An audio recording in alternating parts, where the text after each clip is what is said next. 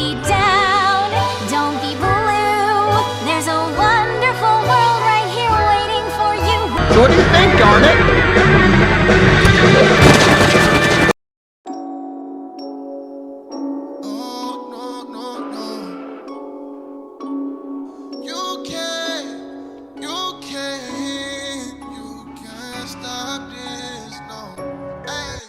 I know that this is my destiny. I was at my lowest, he saw the best of me. All of my doubts are the rest in peace. Buried them deep, then I leg, I can work with the rest of me. Yes, I am blessed, never stress, disconnect from all my demons. They can never get the best of me. Truly blessed to be a...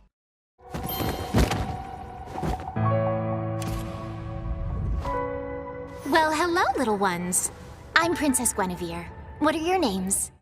The art of protest / revenge media is an interesting web, if you will.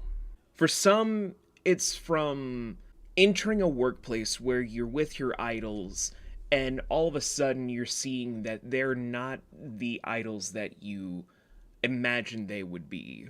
Hence, how many anime fans found out about the 6th One Piece film being a revenge media project against Hayao Miyazaki, if not members of Studio Ghibli in general.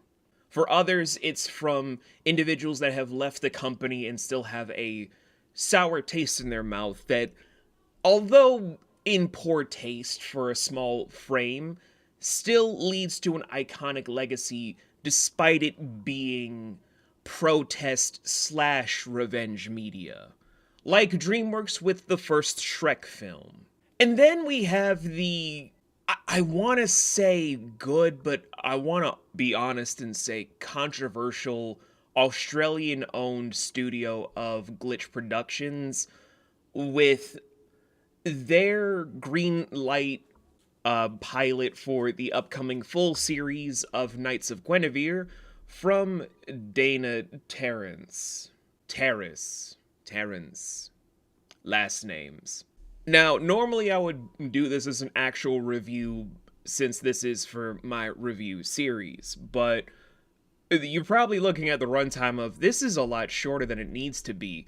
That's because since it's a pilot, this isn't a full review. This is me giving you my honest thoughts, and I gotta say, this is a very questionable business move on an international scale, as well as for the domestic scale for many people involved. Allow me to explain. Yes, Glitch Productions is an Australian-owned business. The laws in Australia for media distribution are a lot different than they are in the United States. That is something I will put into consideration for a lot of the things I will go into. However, this is still the bigger problem. Allowing the creator of Owl House, who had their show unceremoniously canceled, to then give a platform to express their vision however they choose. We're looking at a pilot that, although will probably be polished up to where people will forget about the original pilot and then see something brand new, the instant problem that's still here is that this is more shock value of a by-the-numbers revenge media post than it is of something of the real merit you can see from the vision. Because Dana does have real vision with the products that they present. Owl House is a big example of it. It's why there's a giant fan base. It's why they have a huge following for all of their works. But this is truly a controversial turn, amongst all the other controversial turns that Glitch Productions have been doing since they've gotten a bigger platform for themselves after giving up the SMG4 series of videos that got them their huge acclaim. Here's my statements as to why. They are a just still budding indie studio, which is supposed to be great. It's supposed to be an amazing thing for artists everywhere of you now have an avenue to go into that's not any of the big companies. Do you guys often forget how the big companies stay the big companies and why the smaller companies never blow up like they're supposed to? It's for reckless moves like this, as well as a few others I'll get to in a different video. But let's address this one. Allowing Dana the platform to tell a story that, although could have been interesting as a post-apocalyptic thing, maybe the American equivalent of gachiakuta, aka legit trash, of how the dystopian thing comes into play with a little bit of a cyberpunk edge to it all, wouldn't have been a problem. Instead, we have it where you can tell what this is, you can feel the spit in the face coming like machine gun fire, and that puts Glitch in a very tenuous situation. That tenuous situation leads into very questionable things later down the line, and in doing so, we have it where not only are Glitch Productions going to suffer later down the line for a move like this for the pilot, the damage control that they will have to do when they reach a bigger plateau will either implode on them, or will have the fan base kind of retract within themselves when shit hits the fan for not just this screw up, but the other screw ups they're doing on a business scale. Because now they're no longer just a domestic gross for stuff in Australia, this is the international stage. This is where you need to tread lightly on the visions that you do, regardless of the push that it does, because you need to play the game properly in business. I know for many of you guys are just like, oh, but V, you're an artist, you make TV shows and other things, you're writing a movie, you're doing all this other stuff, you're doing proof of concepts for all these different projects. I am, but I'm also a businessman. I've been a businessman ever since my teens. And this is not how you do good business for every last person that you're responsible for. It's no longer just Luke and his brother. It's no longer just a few people in a small room in Australia. They have numerous employees they have to look into. They have different business partners they have to get addressed for. They have other avenues they need to pursue. And Knights of Guinevere's pilot is a showing sign of arrogance that will not go well.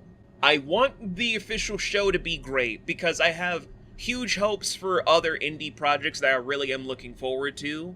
Like Lackadaisy, my beloved. I'm happy you're finally getting the flowers you deserve and a platform to give you your due worship for everything that you're trying to present. And I'm hoping that Amazing Digital Circus doesn't go a certain way, despite other things I'll be addressing when I do the full review of Season 1. Because there are a lot of things I need to address in that one that are controversial decisions. But the fact that I haven't even paused, even though you guys can probably tell the change in quality has really gone through in my audio because I had to do some noise reduction, that's more telling into why I'm saying this was a bad move.